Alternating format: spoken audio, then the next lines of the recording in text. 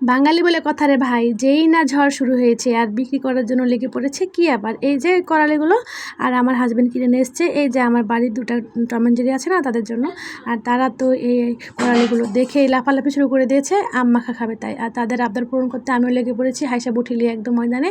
আর তারা পাশে এসে লাফালাফি শুরু করে দিয়েছে, তাদের হচ্ছে লাফালাফি আর ভিডিওতে কি তুলবো। তো এই যে ছোট্ট একটা যন্ত্র, এটা দেশে কুচি কুচি করে কেটে নিলাম, আমগুলো ভালো করে কেটে ধুয়ে। আর তারপরে এই যে শুরু করে দিয়েছি আম মাখানোর প্রসেস।